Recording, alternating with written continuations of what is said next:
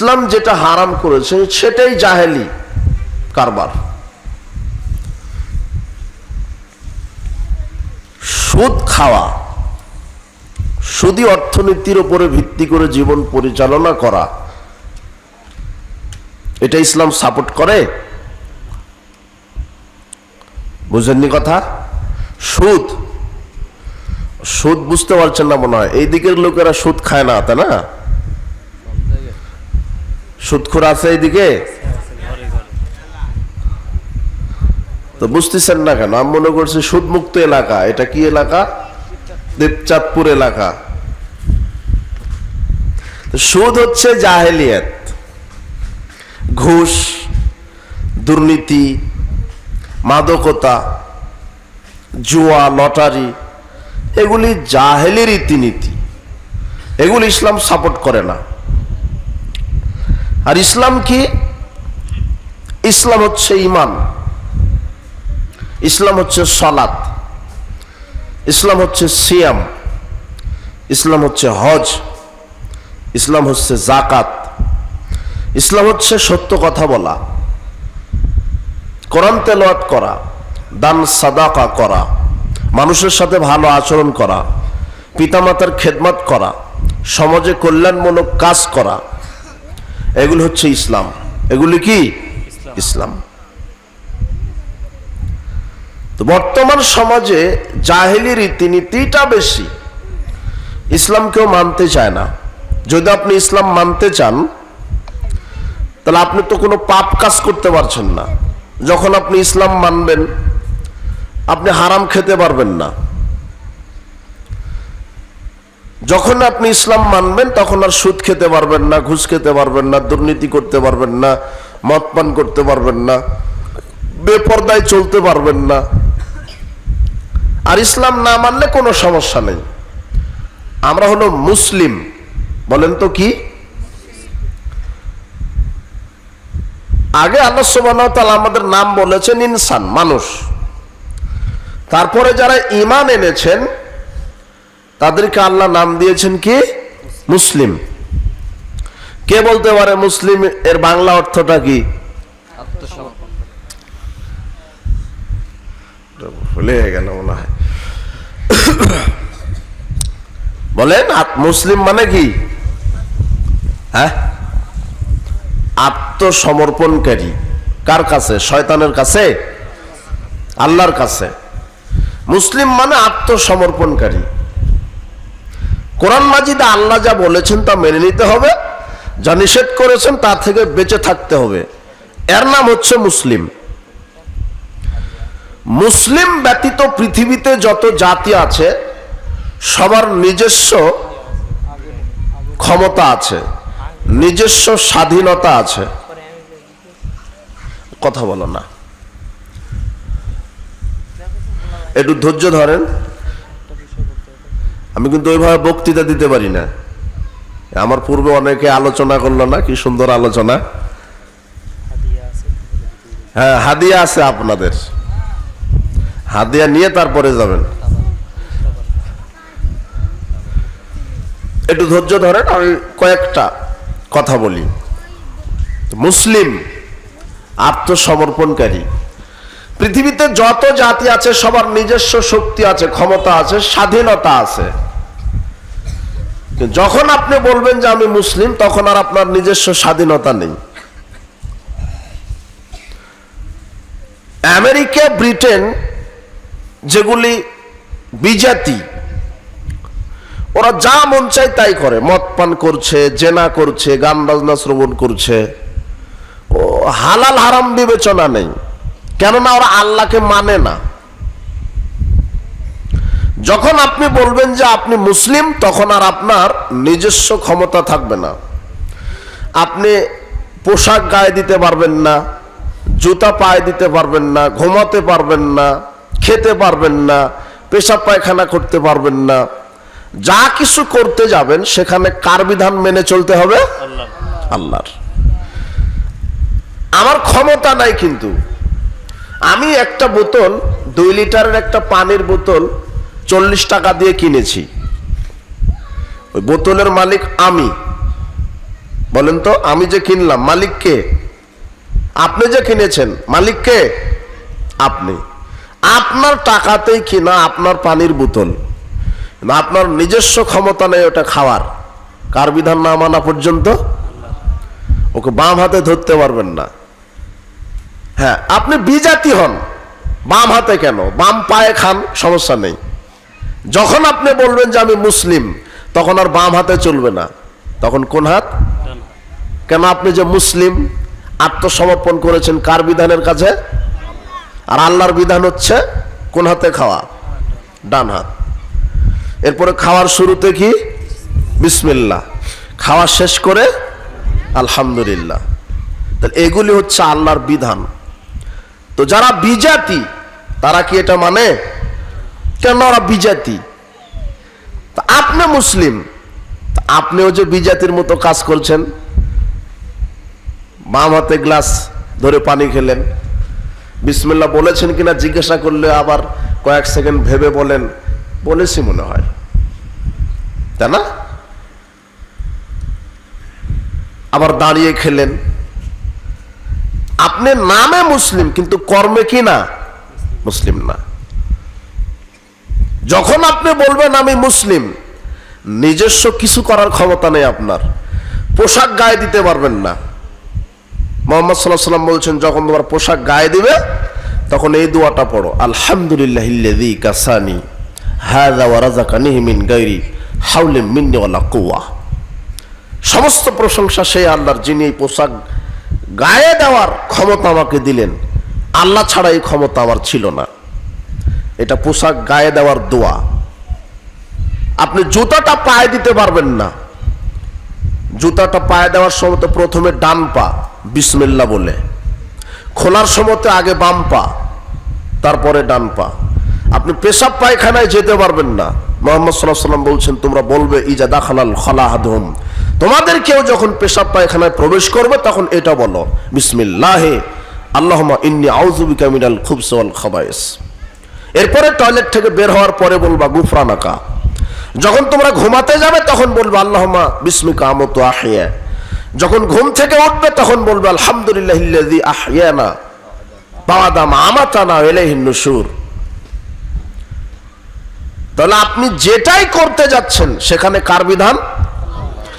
আপনি জানেন না, মানেন না, সেটা আপনার ব্যর্থতা।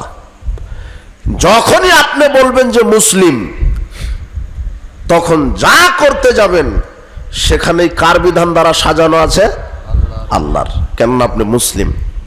একটা বিজাতি একটা নারীকে দেখে পছন্দ হলে ও তাকে ধর্ষণ করছে, ওর দ্বারা সবই সম্ভব। তো এই রাস্তা দিয়ে একটা নারী যদি হেঁটে যায়, আপনার যদি পছন্দ হয়ে যায়, তাহলে আপনার নিজস্ব কোনো ক্ষমতা নেই তাকে ভোগ করার। তাকে বৈধ করে নিতে হলে শরীয়তের বিধান মেনে চলতে হবে। বুঝেন কি কথা? তার বাপের কাছে যেতে হবে, বলতে হবে আমি আপনার মেয়েকে দেখেছি, পছন্দ হয়েছে, বিবাহ করতে চাই। তখন বিবাহের দিন তারিখ ধার্য হবে।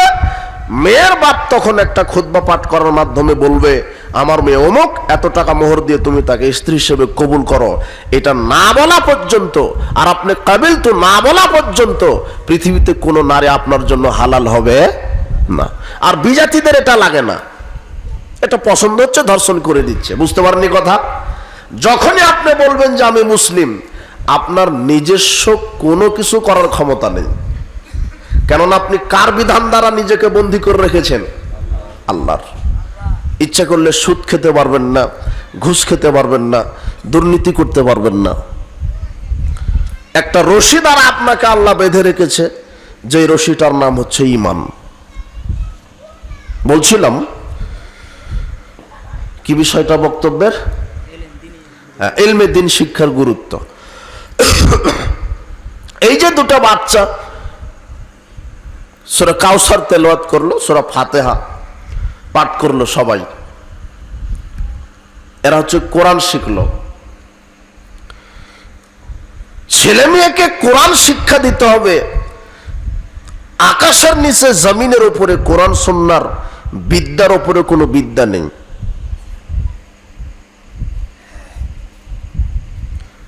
যারা কোরআন সুন্নাহর বিদ্যা অর্জন করে এদের এত মর্যাদা, একজন আলেম যে কোরআন সুন্নাহর পণ্ডিত, তার জন্য আকাশ জমিনে যা আছে, জীববস্তু জড়বস্তু সবাই আল্লাহর কাছে ক্ষমা চাই, ক্ষমা প্রার্থনা করে বলে, আল্লাহ এই লোকটাকে ক্ষমা করো। যত আছে আকাশ জমিনের, হাত্তান নামলাতা ফি জুহরিহা, এমনকি মুহাম্মদ সাল্লাল্লাহু আলাইহি ওয়াসাল্লাম বলছেন, পানির ভিতরে যেই মাছ আর গর্তের ভিতরে যেই পিপিলিকা, ও হাত্তাল হুতা, পানির ভিতরে যে মাছ, হাত্তান নামলাতা ফি জুহরিহা, আর গর্তের ভিতরে যে পিপিলিকা, এরা পর্যন্ত বলে, আল্লাহ ওই যে আলেম, কোরআন হাদিসের পণ্ডিত, তুমি তাকে ক্ষমা করে জান্নাত দাও। যারা কোরআন মাজিদের হাফেজ, যারা 30 পারা কোরআন মাজিদকে হেফজ করেছে, এদের যে এত মর্যাদা, মুহাম্মদ সাল্লাল্লাহু আলাইহি ওয়াসাল্লাম বলছেন, যে ব্যক্তি একজন হাফেজকে সম্মান করলো, সে যেন আল্লাহকে সম্মান করলো। বিচারের মাঠে হাফেজের পিতামাতাকে একটা করে মুকুট পরিয়ে দেওয়া হবে। মুকুটটা পরানোর সাথে সাথে সূর্যের আলো অন্ধকার হয়ে যাবে, আর দেখা যাবে না। বুঝতে পারেননি মনে হয়? মুকুটের আলোর গতি এত বেশি যে সূর্যের আলো কি হয়ে যাবে? অন্ধকার। আর পৃথিবীতে কোনো আমলকারীকে আল্লাহ বলবেন না আমার জান্নাত সব ছেড়ে দিলাম। হাফেজ সাহেবকে আল্লাহ বলবেন আমার সব জান্নাত খোলা আছে, যেখানে খুশি থাকো। এর নাম হচ্ছে হাফেজ।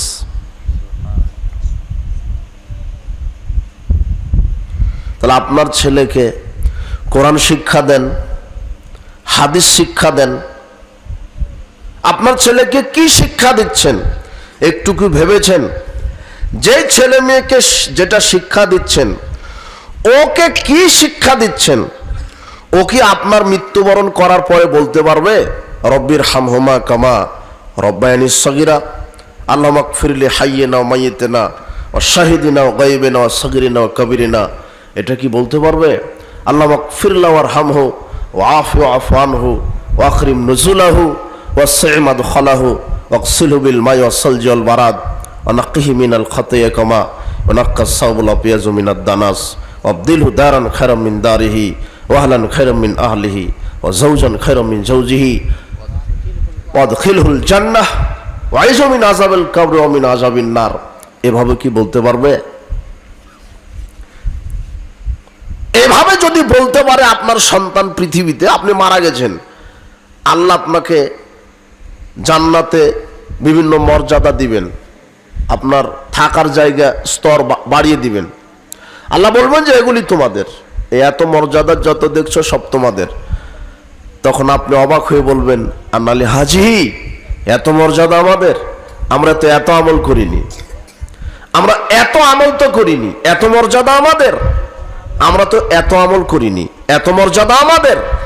তখন আল্লাহ বলবেন বিস্তিগফার ওয়ালাদিকালাক, ওই যে তোমাদের দুনিয়াতে রেখে আসা সৎ ছেলে মেয়ে, সৎ সন্তান, হাফেজ আলেম, যাদেরকে আপনারা কোরআন সুন্নাহ শিক্ষা দিয়েছিলেন, ওই সৎ সন্তানেরা তোমাদের জন্য দোয়া করেছিল, তাদের দোয়ার বদৌলতে আমি আল্লাহ তোমাদের জান্নাতে মর্যাদা বাড়িয়ে দিয়েছি। তাহলে এই সন্তান রেখে এসেছেন, এই সন্তান কি তৈরি করছেন, এই সৎ সন্তানকে আপনি গড়ার জন্য চেষ্টা করছেন। আবু সাঈদ খুদরি রাদিয়াল্লাহু আনহু বলছেন, রাসূল সাল্লাল্লাহু আলাইহি ওয়াসাল্লাম বলেছেন, মান আলা সালাসা বানাতিন, যেই পিতা তার 3টা কন্যা সন্তানকে লালিত পালিত করলো, ও আদাবাহুন্না, সুন্দর শিষ্টাচার শিক্ষা দিল, ও যাওয়াজাহুন্না, সৎ ছেলের সাথে বিবাহের ব্যবস্থা করে দিল, ও আহসানা ইলাইহিন্না, আর মেয়েদের সাথে সদাচরণ দেখালো, ফালাহুল জান্নাহ, 3 কন্যা সন্তানের বাপের উপরে আল্লাহ জান্নাতকে ওয়াজিব করে দিল। তো আপনার যে মেয়েটা আছে এখন জীবিত আছে, আর আপনি আছেন বাপ, তো এই মেয়ের জন্য কি আল্লাহ আপনার উপরে জান্নাত ওয়াজিব করবে? যে মেয়েটাকে ওযুই শিখাননি আপনি, যে মেয়েটা আজানের পরে সালাতে আদায় করে না, যে মেয়েটাকে বোরখা পড়তে বললে আপনার মেয়েটা বলে আব্বু বোরখা পড়তেই শরম করে, ওকে বোরখা পড়তেই শরম করে, আর ল্যাংটায় ঘুরলে কোনো লজ্জা হয় না, এমন মেয়েটা আপনার। তো এই মেয়েটা মুহাম্মদ সাল্লাল্লাহু আলাইহি ওয়াসাল্লাম বলছেন মান আলা জারিয়াতাইনে হাত্তা তাবলুগা, যেই পিতা দুইটা কন্যা সন্তানকে বড় করলো সুন্দর শিষ্টাচার দেখি, সুন্দরভাবে সৎ সন্তানের সাথে বিবাহের ব্যবস্থা করে দিল, আনা ওয়া হুয়া কাযা ফিল জান্নাহ ওয়া জাম্মা সাবিয়াহু, মুহাম্মদ সাল্লাল্লাহু আলাইহি ওয়াসাল্লাম বলছেন আমি আর দুই কন্যার পিতা একসাথে একই জান্নাতে লাগালাগি থাকবো। তো আপনি যেই মেয়েটাকে লালিত পালিত করছেন, এই মেয়ের দ্বারা কি জান্নাত হবে? এই মেয়ের দ্বারা কি মুহাম্মদ সাল্লাল্লাহু আলাইহি ওয়াসাল্লামের সাথে জান্নাতে থাকতে পারবেন? না এই মেয়ের কারণে আপনাকে জাহান্নামে ইবলিসের সাথে থাকতে হবে? সিদ্ধান্ত আপনি আজকে রাতে ঘুমানোর আগে নেন, যে দুনিয়াতে আমার যে মেয়েটা আছে এই মেয়ে দ্বারা কি জান্নাত হবে? সালাসাতুন কাদ হারামাল্লাহু আলাইহিমুল জান্নাহ, তিন শ্রেণীর মানুষের উপর আল্লাহ জান্নাত হারাম করেছেন। এরা তাহাজ্জুদ পড়লেও হবে না, কোটি টাকা দিয়ে মসজিদ করে দিলেও হবে না, 10 বার হজ করলেও হবে না, 1000 কোটি টাকা দান করলেও হবে না।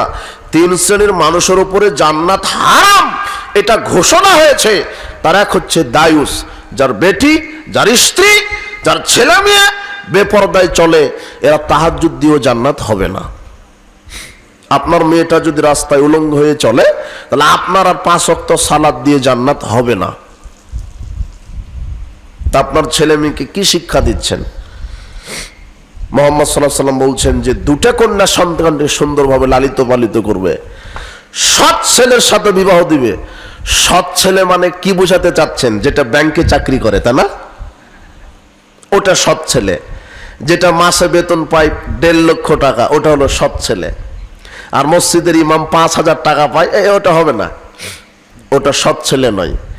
বর্তমানে সমাজে সবচাইতে ভালো মানুষ যার টাকা বেশি, সে বর্তমানে সমাজে সবচাইতে ভালো মানুষ কে? যার শক্তি বেশি, সে। প্রকৃত এলেম, প্রকৃত আলেমের মর্যাদা নেই। ও মসজিদের মুয়াজ্জিনি করে, আজান দেয়, ইমামতি করে, 10,000 টাকা বেতন পায়। না না, ওর সাথে মেয়ে বিবাহ দিলে কি খাওয়াবে? আর মেয়েকে যার সাথে বিবাহ দিতে চাচ্ছেন, দেখতে চাচ্ছেন যে ছেলেটা কি করে, ডিগ্রি কত আছে, কি চাকরি করে, মাসে কত টাকা বেতন পাই, হালাল খায় না হারাম খায় এটা দেখার প্রয়োজন মনে করছেন না।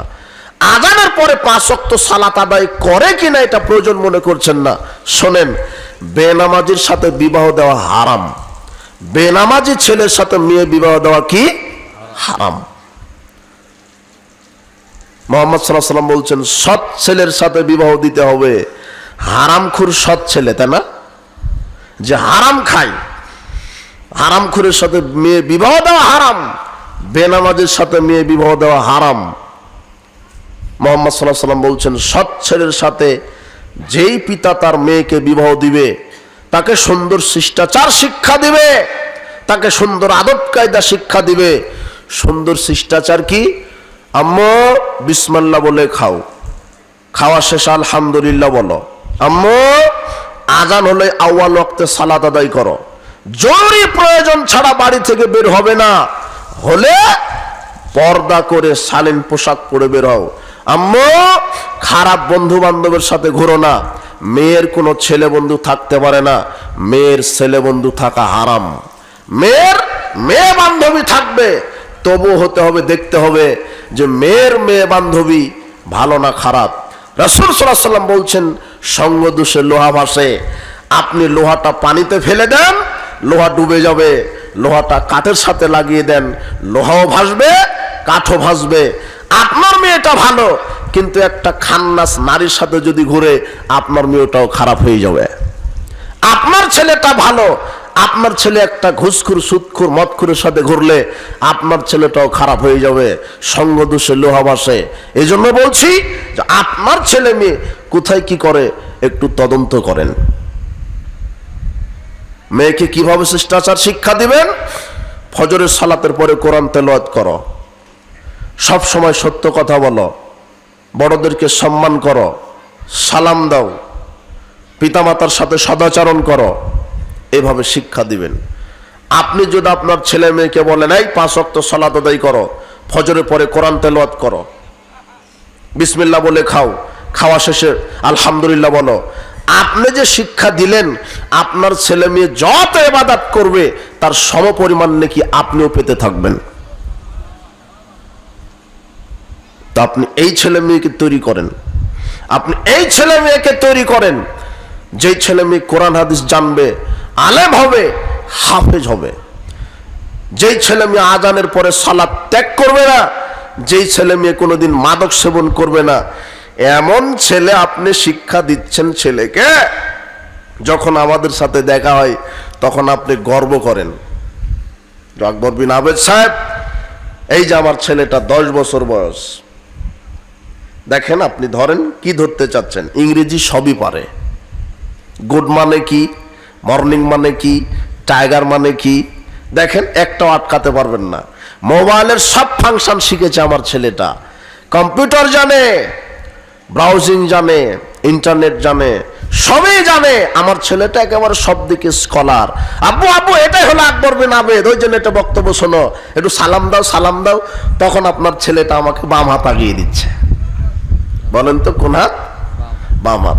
ছেলে সবই জানে, ছেলেকে সালাম শিক্ষা দেননি, এর চাইতে অযোগ্য পিতা আর কে হতে পারে? ছেলেকে সবই শিক্ষা দিলেন, ছেলে কি দিতে শিখেনি এখনো? সালাম। আর আপনাকে যদি বলি আপনি আমাকে দেন তো, তখন আপনি বলছেন সালাম আলাইকুম। মানে বাপ বেটা সবাই অশিক্ষিত, এমনিতেই ঢং, এমনিতেই। হুজুর দেখলে ভালোবাসা উপচে পড়ে, কিন্তু ভিতরে কিছু নাই। তো ছেলে মেয়েকে কি শিক্ষা দিচ্ছেন আপনি?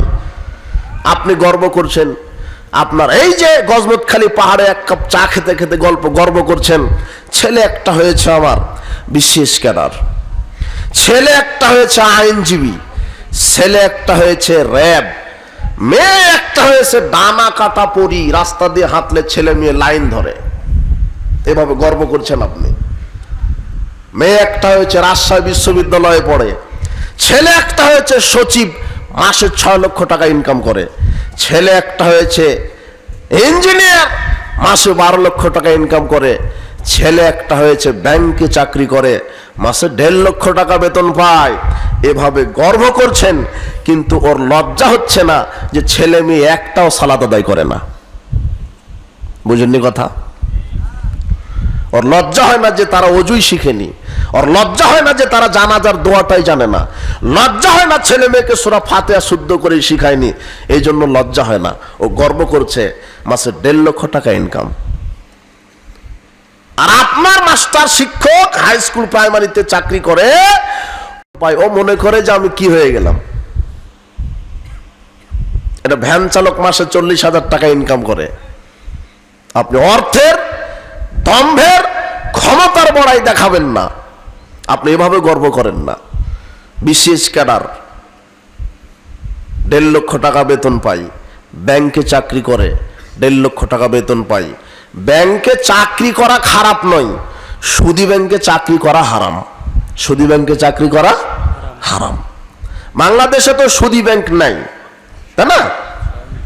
হ্যাঁ, সবই। আচ্ছা, সুদী ব্যাংকে চাকরি করার চাইতে ভিক্ষা করে খাওয়া ভালো।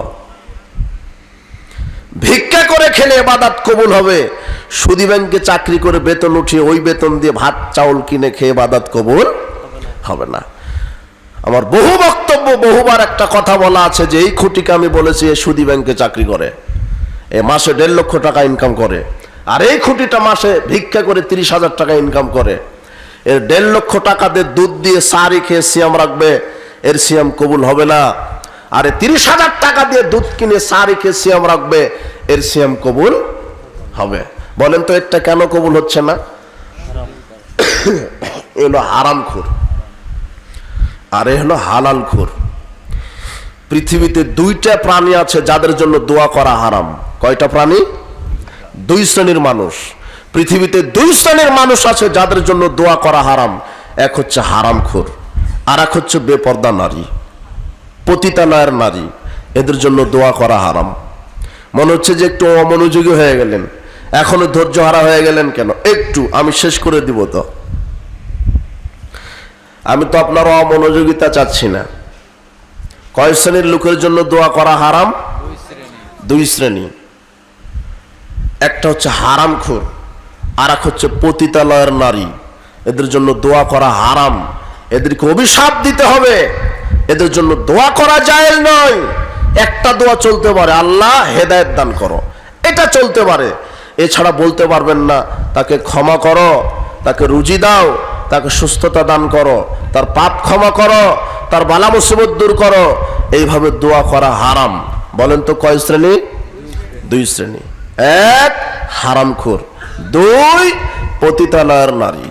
হারামখোরকে, যে সুদখোর, যে ঘুষখোর, যে দুর্নীতিবাজ, যে মদখোর, এ হলো হারামখোর। যে জুয়া খেলে, আল্লাহ সুবহানাহু ওয়া তাআলা বলছেন, ইয়া আইয়ুহাল্লাযীনা আমানু ইন্নামাল খামরু ওয়াল মাইসিরু ওয়াল আনসাবু ওয়াল আজলামু রিজসুম মিন আমালিশ শাইতান।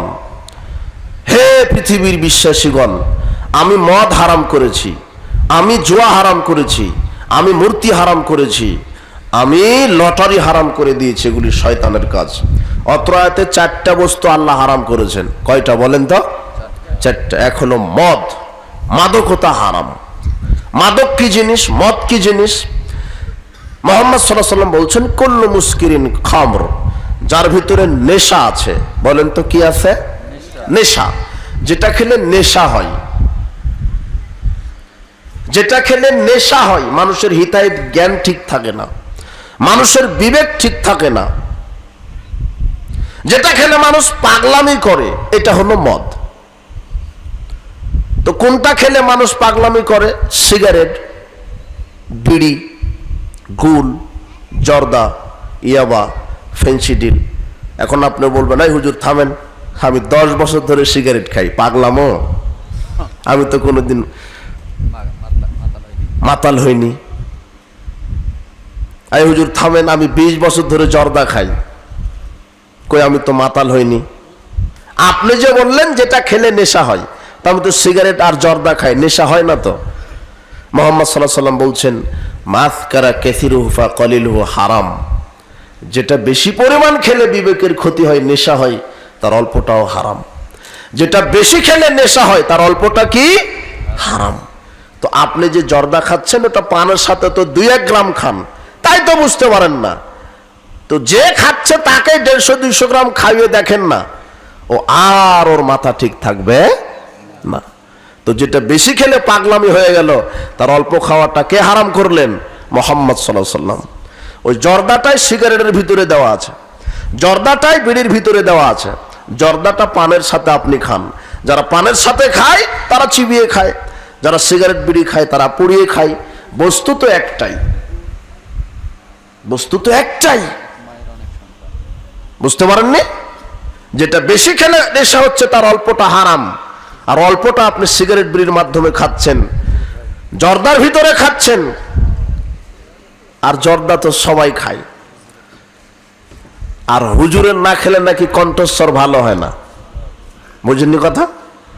আপনার মসজিদের হুজুরে খায়, জর্দা খায়। যারা বিড়ি সিগারেট জর্দা খায়, এরা হলো কুরুচিকর মানুষ, এদের রুচি নাই। এদের কি নাই? রুচি নাই। কাউকে দেখেছেন যে দুধ ডিম টয়লেটে খেয়েছে? কোনটা খায়? বিড়ি সিগারেট কোথায় খায়? টয়লেটে খায়। বুঝেননি? বিড়ি সিগারেট কোথায় খায় মানুষ? টয়লেটে খায়। এই যুবক, তুমি সেটা খাও, তোমার মাস্টার সাহেবও খায়। তোমার মাস্টার সাহেব শিক্ষিত, তোমার মাস্টার সাহেবও খায়। তোমার মসজিদের হুজুর জর্দা খায়। ওই যে কুষ্টিয়া, কুড়িগ্রাম, নীলফামারী, এগুলাতে একর একর জমিতে তামাক চাষ হয়। ওই তামাক পাতা থেকেই জর্দা। বলেন তো, তামাক পাতা থেকে কি? জর্দা। তামাক পাতা থেকে বিড়ি সিগারেট। তা আমি যদি ওইদিকে যাই, তো অনেকদিন আগে জিজ্ঞাসা করেছিলাম, এখন তার জিজ্ঞাসা করা প্রয়োজন হয় না। আমরা রাজশাহীর মানুষ পটল বেগুন চাষ করলে বেড়া দেই। তা আপনারা এই যে একর একর জমিতে তামাক চাষ করেছেন, কোনো বেড়া বুঝেন তো? বেড়া ঘেরাও, ঘেরাও এই বাঁশ দিয়ে বা কোনো জাল দিয়ে বেড়া দেন। কেন দেন? পটল লাগিয়েছেন, বেড়া দিয়েছেন, কেন দিয়েছেন? গরু ছাগলে না খায়। তো ওরা বেড়া দেয় না। ওদেরকে জিজ্ঞাসা করেছিলাম আপনারা বেড়া দেন না কেন? তো বলছে এটা হলো গরুয়ে খায় না, এটা ছাগলে খায় না। আমি বললাম যে কুকুরে? না না, কুকুর তো প্রশ্নে আসে না। শেষে বললাম শুয়োরের কি খবর? শুয়োরেও খায় না। তখন চিন্তা করলাম সর্বনাশ, যেটা শুয়োরেও খায় না সেটা খায় হুজুরেরা। হুজুর খায় আর বলে মাকরুহ। বুঝেননি কথা? এর অরুচিকর খাবার যেটা কুকুর, সিগাল, বানর, গরু, ছাগল কেউ খায় না, এই বিড়িখুর, সিগারেটখুর, জর্দাখুর সেগুলি খায়। বলেন তো এরা মানুষ না ওর চাইতে খারাপ? খারাপ। আমি যখন এই যে চকশিমলা হাই স্কুল আছে না আপনাদের পাশে, ওখানে তো আমি পড়াশোনা করেছি। এই স্কুল থেকে যখন আমি যেতাম তো 5টা বেজে যেত। তখন আব্বা বলতে হয় বেটা যা মাঠে গরু আছে, গরু নিয়ে আয়। তো গরু নিতে যেতাম। দেখতাম যে আরো আধা ঘন্টা বেলা আছে সূর্য ডোবার। তো আমি গরু রশি ধরে গরুকে খাওয়াতাম। তো একটা জিনিস ওই সময়তে দেখেছি যে গরু ওই ঘাসটা বেশি খায় যেটা মাটির সাথে কামড়ে লেগে আছে, আর মরা মরা ঘাস, ওটা খুব কামড়ে খাচ্ছে। তো আমি একদিন বললাম যে এগুলি ঘাস খেয়ে তো পেট ভরবে না তোর, উর্বর যেখানে সতেজ উর্বর হয়ে আছে ঘাস, ঘাসের স্তূপ, ওখানে নিয়ে গেলাম, এটা খা। এটা তো পাগল নাকি? এই ঘাসই তো খেলে তাড়াতাড়ি পেট ভরবে। তখন হয়তো বা গরু তো কথা বলতে পারে না, মনে মনে বলছে পাগল তো আমি না, পাগল তো আপনি। এতক্ষণ যেগুলি খেলাম এগুলি ছিল পবিত্র, আমার মুখের সামনে এখন যেটা এসেছে এটা হলো খাবিস, এটা অপবিত্র। এই ঘাসের নিচে আমারই পায়খানা আছে। বুঝলেন কথা? তার মানে গরুর হুঁশ ফিরে এসেছে। বলেন তো কি ফিরে এসেছে? হুঁশ। গরুরও কি আছে? হুঁশ আছে যে এটা অপবিত্র। এই ছেলে শোনো, তোমার পকেটে সিগারেট, তোমার বাপের পকেটে সিগারেট, তোমার মসজিদের হুজুরের ডিব্বাতে জর্দা, তুমি তোমার হুজুর, তোমরা বাপ বেটা, তোমার শিক্ষক সবাই রাস্তাতে দাঁড়াও, যত কুকুর পাবে, গরু পাবে, ছাগল পাবে ওগুলি ফেলে দাও। কুকুর, ছাগল, গরু মুখে দেবে না। কেন? গরু ছাগলের হুঁশ আছে, কিন্তু বিড়িখুর, সিগারেটখুর, জর্দাখুর এই অমানুষদের হুঁশ নাই এদের। এটা গরুর হুঁশ আছে। বলো তো একটা গরুর কি আছে? হুঁশ আছে। এই হারামখুরের কি নাই? হুঁশ নাই। মান শারাবাল খামরা ওয়াস সাকিরা লাম তুকবাল লাহু সালাতুন 40 সাবান। একবার মাদক মুখে দিলে 40 দিন তার কোনো ইবাদত কবুল হবে না। একবার যদি কেউ মাদক মুখে দেয় তার 40 দিন কোনো ইবাদত কবুল হবে না। আর পৃথিবীতে এমন কোন পাপী নাই যাকে মুহাম্মদ সাল্লাল্লাহু আলাইহি ওয়াসাল্লাম 40টা জুতা পিটা করেছেন। একমাত্র মিস্টার মদখুর যারা আছে এদেরকে মুহাম্মদ সাল্লাল্লাহু আলাইহি ওয়াসাল্লাম কয়টা করে জুতা পিটা করেছেন? বাংলাদেশ সংবিধানে যদি এই বিধান থাকতো, তোমরা বাপ বেটা, শিক্ষক, এমপি, মন্ত্রী, ক্যাডার, এমবিবিএস, ডাক্তার কেউ তোমরা ছাড় পেতে না, সবাইকে 40টা করে জুতা পিটা করতো। বুঝতে পারোনি তুমি? তার মানে সমাজে যারা বিড়ি, সিগারেট, জর্দা, গুলিয়া বা খায়, এরা আইন না থাকার কারণে বেঁচে গেল, কিন্তু এরা কি খাওয়ার যোগ্য না? বুঝতে পারেননি মনে হয়। বিড়িখুরকে দেখলে বলবে আরে তুই তো জুতা খাওয়ার যোগ্য। এটা মনে করবেন, এটা অন্তর থেকে জিহাদ, এটা অন্তর থেকে ঘৃণা। মুহাম্মদ সাল্লাল্লাহু আলাইহি ওয়াসাল্লাম বলছেন যদি শক্তি থাকে হাত দিয়ে, না থাকলে কি দিয়ে? মুখ দিয়ে, না থাকলে অন্তর দিয়ে। মাস্টার সাহেব সিগারেট টানছে, বলবেন মাস্টার ঠিক আছে কিন্তু তুমি তো জুতা খাওয়ার যোগ্য। এটা অন্তরে বলতে পারবেন না? এটা এমবিবিএস ডাক্তার, ও সিগারেট খাচ্ছে, তখন বলবেন ডাক্তার ঠিক আছে কিন্তু জুতার বাড়ি খাওয়ার যোগ্য। বলা যাবে না? যদি সংবিধান থাকে, যদি আইন থাকতো, তাহলে কয়টা জুতার বাড়ি খেত? 40টা। বলছিলাম যে এটা হলো জাহেলিয়াত, এটা হলো সামাজিক জাহেলিয়াত, হারামখোর। আল্লাহ অত্র আয়াতে 4টা হারাম করেছেন, তার হচ্ছে মাদকতা। মাদক হারাম। মাদকতা কি? হারাম। এরপরে জুয়া হারাম, জুয়া খেলা হারাম। এই যে মোবাইলে আপনি গেমস খেলছেন এটাও হারাম। ফ্রি ফায়ার, পাবজি, তাস, ছক্কা, লুডু, ক্যারাম, আর টাকা দিয়ে যেই খেলাগুলি হয়, জেলে যুবক তোমরা খেলো টাকা দিয়ে, ভলিবল, ক্রিকেট, ফুটবল, এগুলিও হারাম। শরীর চর্চার জন্য খেলতে পারো, যেখানে টাকার হারজিত থাকবে না। প্রত্যেক যেই খেলাতে টাকার হারজিত, ওটাই জুয়া খেলা, ওটা হারাম।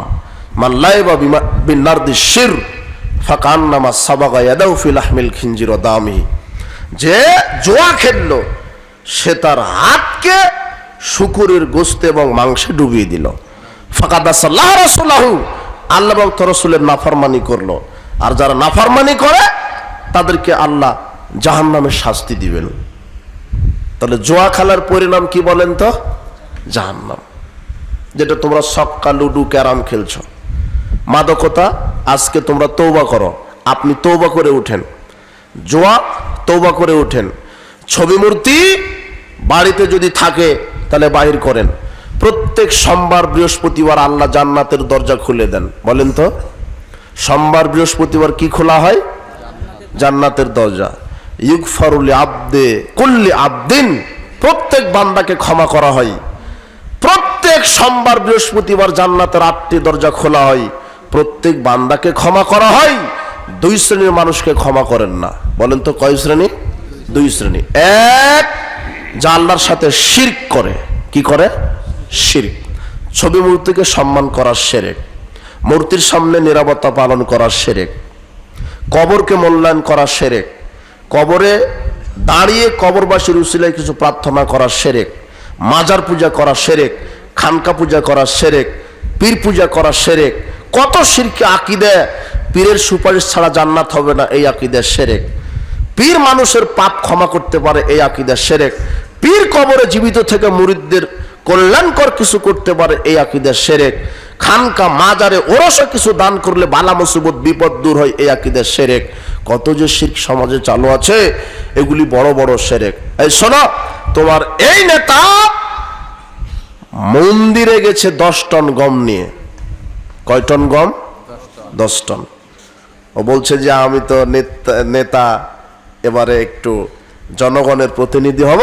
ও মন্দিরে গেছে 10 টন গম নিয়ে, মা কালীর কাছ থেকে দোয়া নিবে তাই।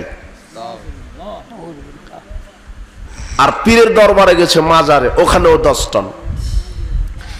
মুহাম্মদ সাল্লাল্লাহু আলাইহি ওয়াসাল্লাম বলছেন, সাহাবীগণ শোনো, দাখালা রাজুলুন ফিল জান্নাতি জুবাবিন ওয়া দাখালা রাজুলুন নারা ফি জুবাবিন। একজনকে আল্লাহ জান্নাত দিয়েছে একটা মাছির কারণে, আর একজন ব্যক্তিকে আল্লাহ জাহান্নাম দিয়েছে একটা মাছির কারণে। সাহাবীগণ বলছেন, ইয়া রাসূলুল্লাহ কাইফা যাকা, এটা কি করে সম্ভব? একটা মানুষ জান্নাতে গেল মাছির কারণে, আর একটা মানুষ জাহান্নামে যাচ্ছে মাছির কারণে, এটা কি করে সম্ভব?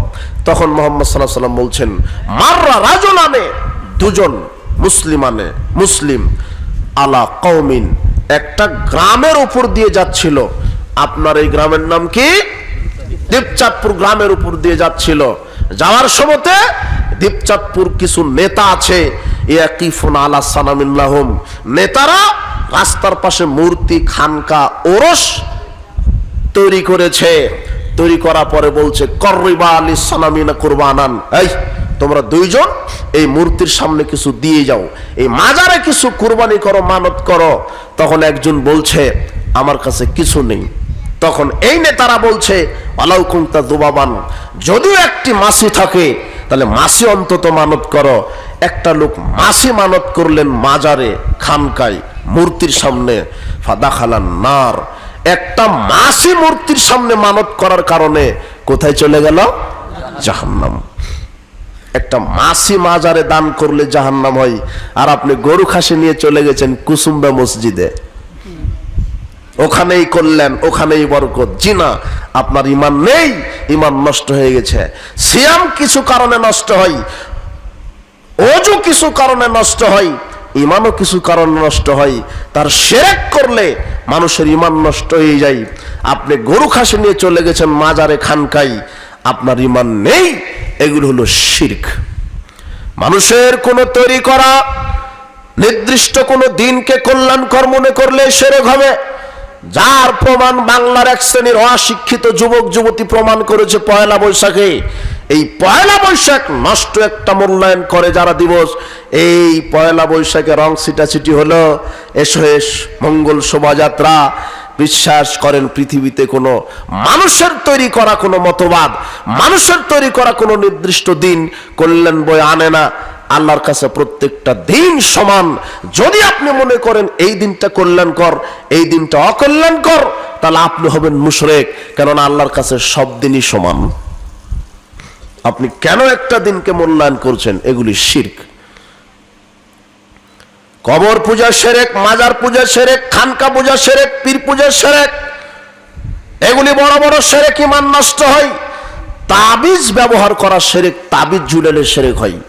আপনার হাতে, কোমরে, গলায় তাবিজ আছে, তাবিজ পরা অবস্থাতে আপনি হজ করতে গেছেন, তাবিজ গায়ে কোমরে ঝুলে আপনি তাহাজ্জুদে দাঁড়িয়েছেন।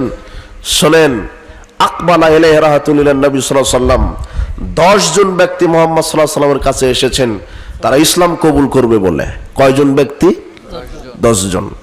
ফাবায়াতিস আতামাম সাকা 9 দিন 9 জনকে মুহাম্মদ সাল্লাল্লাহু আলাইহি ওয়াসাল্লাম ইসলাম কবুল করিয়ে দিলেন, আর একজনকে ইসলাম কবুল করালেন না। সাহাবীগণ অভিযোগ করলেন, আল্লাহর নবী বায়াতাতিস আতামা তারাকতা হাওয়া, 9 জনকে ইসলাম কবুল করিয়ে দিলেন আর একজনকে ছেড়ে দিলেন। মুহাম্মদ সাল্লাল্লাহু আলাইহি ওয়াসাল্লাম বলছেন, তোমরা দেখতে পাচ্ছ না ইন আলাহি তামিমা, ওই যে লোকটার হাতে তাবিজ আছে। এই কথা শোনার সাথে সাথে ফাদ খালা ইয়াদাহু ফাকাতাহা, লোকটা আঙুল ঢুকে তাবিজটা ছিঁড়ে ফেলে দিলেন। ফাবায়াহু, তখন মুহাম্মদ সাল্লাল্লাহু আলাইহি ওয়াসাল্লাম তাকে ইসলাম কবুল করিয়ে দিলেন। কখন করালেন? তাবিজ খোলার পর। শোনেন, তাবিজ হাতে থাকা অবস্থাতে ইসলামে কবুল করতে পারে না, সে জায়গাতে এদেশের কিছু ভণ্ড হুজুর পীরেরা ইমামতিও করে, তাবিজও বিক্রি করে। বুঝেননি কথা? আবার জিজ্ঞাসা করে যে আমার ইমাম তাবিজ বিক্রি করে, তার পিছনে সালাত হবে কিনা? জি না, মুশরিকের পিছনে সালাত হবে না। যার আকীদাতে শিরক আছে, যে বলে যে আল্লাহ নিরাকার, তার পিছনে সালাত হবে না। যে বিশ্বাস করে আল্লাহ সব জায়গাতে বিরাজমান, তার পিছনে সালাত হবে না। যে বিশ্বাস করে নবী মুহাম্মদ সাল্লাল্লাহু আলাইহি ওয়াসাল্লাম গায়েব জানে, তার পিছনে সালাত হবে না। যে বিশ্বাস করে মুহাম্মদ সাল্লাল্লাহু আলাইহি ওয়াসাল্লাম জীবিত আছেন কবরে, হায়াতুন নবীতে বিশ্বাসী, এটা শিরকি আকীদা। মুহাম্মদ সাল্লাল্লাহু আলাইহি ওয়াসাল্লাম যদি মারাই না যান, তো আবার কখন মারা যাবে? আর তো যাবে না, তাহলে তো চিরঞ্জীব হয়ে গেল। অথচ চিরঞ্জীব কে? আল্লাহ। এ মনে করছে যে আল্লাহ শুধু একাই নয়, মুহাম্মদ সাল্লাল্লাহু আলাইহি ওয়াসাল্লাম। তাহলে আল্লাহর সাথে কাকে শরীক করা হলো? এগুলি শিরকি আকীদা, এগুলি বড় বড় শিরক। এই শিরকি আকীদা থেকে বেঁচে থাকেন। তাবিজ ঝুলানো শিরক, কপালে কালো টিপ দিয়েছেন, এটা শিরক। কেন দিয়েছেন? বদনজর থেকে বাঁচাবে, বদনজর থেকে বাঁচাবে। যে আল্লাহ সুবহানাহু ওয়া তাআলা 9 মাস 10 দিন গর্ভে রাখতে পারলেন, প্রসবের পরে 2টা স্তনে সুন্দর দুধ দিয়ে বাচ্চাকে বাঁচার তৌফিক দিলেন, সে আল্লাহ বদনজর থেকে বাঁচাতে পারে না? তা আপনি কালো টিপের উপর নির্ভর করলেন কেন? মুহাম্মদ সাল্লাল্লাহু আলাইহি ওয়াসাল্লাম বলছেন, সন্তানের জন্য এই দোয়া পাঠ করো, আউযু বিকালিমাতিল্লাহি তাম্মাতি মিন কুল্লি শাইতান ওয়া হাম্মা ওয়া মিন কুল্লি আইনিল লাম্মা। এটা পড়ে ফু দেন, বদনজর লাগবে না। এটা জানেন না, কপালে কালো টিপ দিয়ে দিলেন, হাতে গলায় কোমরে তাবিজ ঝুলিয়ে দিলেন। তাবিজ ঝুলানো শিরক, কপালে কালো টিপ দেওয়া শিরক। এগুলি শিরকের নামে সামাজিক জাহেলিয়াত। আপনাকে বলছি, সমাজে কত শিরকি আকীদা চালু আছে। আপনি বাড়িতে 2টা জমজ কলা খেতে লেগেছেন, আপনার স্ত্রী ধমক দিয়ে বলছেন, আপনি খাচ্ছেন কেন? আপনি খায়েন না 2টা কলা, জমজ কলা আপনি খাবেন না, ওর দাদাকে দেন। কাকে দিতে হবে? দাদাকে। দাদার আর বাচ্চা হওয়ার কি নাই? সম্ভাবনা নাই। কিন্তু আপনি যদি খান, আপনার স্ত্রীর আকীদা 2টা বাচ্চা হবে। কয়টা বাচ্চা হবে? 2টা।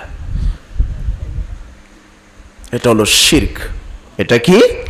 শিরক। অশুভ ফল গ্রহণ করা শিরক। রাত্রে ঘরের আবর্জনা ঝাড়ু দেওয়া যাবে না, এই আকীদা শিরক। রাত্রে ঘর থেকে মানুষকে বাকি কিছু ধার দেওয়া যাবে না, আকীদা শিরক। দোকান থেকে সকালে বাকি বিক্রি করা যাবে না, আকীদা শিরক। রাত্রে গাছের ফল পাতা পাড়া যাবে না, আকীদা শিরক। স্বামী স্ত্রী অপবিত্র অবস্থায় কিছু করতে পারে না, আকীদার শিরক।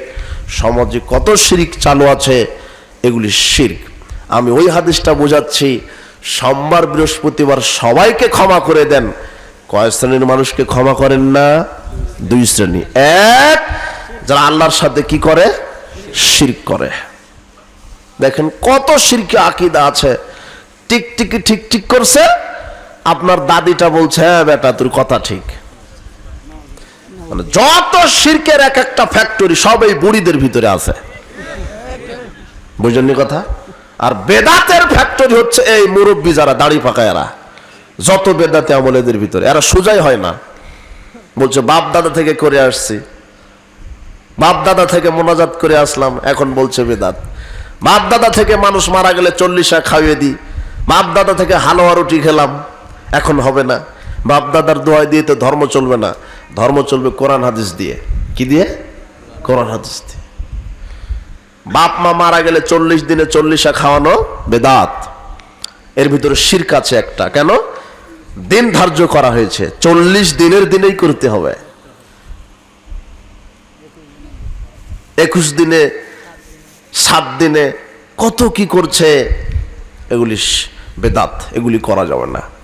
মুহাম্মদ সাল্লাল্লাহু আলাইহি ওয়াসাল্লাম বলছেন লায়াকুল তামাকা ইল্লা তাকিও। মুহাম্মদ সাল্লাল্লাহু আলাইহি ওয়াসাল্লাম বলছেন তোমার খাদ্য যেন পরহেজগার লোক ছাড়া কেউ না খায়। যাকে দাওয়াত দিয়ে খাওয়াবেন তাকে পরহেজগার হতে হবে। বলেন তো কি হতে হবে? পরহেজগার। তো বাপ মারা গেল, 5000 লোককে দাওয়াত দিয়ে খাওয়ালেন। 5000 লোককে এক ময়দানে করে যদি বলেন ফজরের সালাত কে কে আজকে আদায় করেছেন, দেখবেন যে 4500 লোকই সালাত আদায় করেনি। না, বোঝা যায়নি মনে হয়। বেনামাজিকে দাওয়াত দিয়ে খাওয়ানো যাবে না, হারাম, কবিরা গুনাহ হবে। মুহাম্মদ সাল্লাল্লাহু আলাইহি ওয়াসাল্লাম বলছেন পরহেজগার লোক ছাড়া কাউকে খাওয়াও না।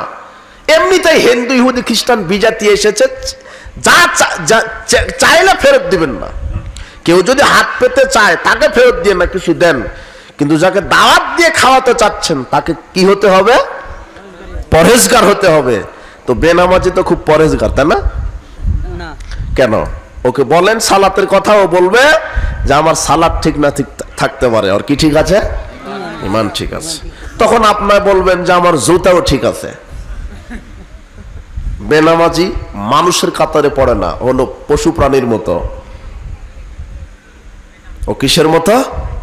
পশু প্রাণীর মতো। আপনি 5000 লোককে দাওয়াত দিয়ে খাওয়ালেন, দেখলেন ওখানে অধিকাংশ বেনামাজি, ওর দোয়াই তো কবুল হবে না, ও তো মুশরিক। বেনামাজি কি? মুশরিক। মান তারাকাস সালাতা ফাকাদ আশরাকা, যে ব্যক্তি সালাত ছেড়ে দিল সে মুশরিক হয়ে গেল। আর আপনি বলছেন ও বেনামাজি। কিসের বেনামাজি? মুহাম্মদ সাল্লাল্লাহু আলাইহি ওয়াসাল্লাম বলছেন ইন্না বাইনাল আবদি ওয়াল কুফরি তারকাস সালাত। মুসলিম আর কাফেরের মধ্যে পার্থক্য হচ্ছে সালাত। যে 5 ওয়াক্ত সালাত আদায় করে সে মুসলিম, যে 5 ওয়াক্ত সালাত আদায় করে না সে কাফের। এটা মুহাম্মদ সাল্লাল্লাহু আলাইহি ওয়াসাল্লামের ফতোয়া। আপনি বেনামাজি বলছেন কেন? বলেন তো বেনামাজি কি? কাফের। এর জানাজা প্রয়োজন নেই, এর গোসলের প্রয়োজন নেই, মুসলিম গোরস্থানে দাফনের প্রয়োজন নেই, একে এমনিতেই পুঁতে রাখতে হবে। বেনামাজির কি নাই? জানাজা নাই। বেনামাজির সাথে মেয়ে বিবাহ দেওয়া হারাম। বেনামাজি তার পিতার সম্পদের ওয়ারিশ হতে পারবে না। বেনামাজির সাথে মেয়ে বিবাহ দেওয়া কি? হারাম। বেনামাজির সাথে মেয়ে বিবাহ দেওয়া যাবে না। স্ত্রী সালাত আদায় করে, স্বামী সালাত আদায় করে না। আরবি বিদ্বানগণ বলছেন বিবাহ নেই, বিবাহ তালাক হয়ে গেছে। বিবাহ কি হয়ে গেছে? তালাক। আপনি তো বিপদে আছেন, আপনার স্ত্রী এখন বিপদে, চিন্তা করছে আমার স্বামী তো সালাত আদায় করে না, তালাক হয়ে এমনিতেই চলছে। বেনামাজির হাতের জবহকৃত পশুর গোস্ত খাওয়া হারাম। বুঝেননি কথা? কি বুঝলেন? মানে বুঝবেন কি করে? যদি সালাত সমাজে কায়েম থাকতো তাহলে বুঝতে পারতেন যে বেনামাজি কত খারাপ।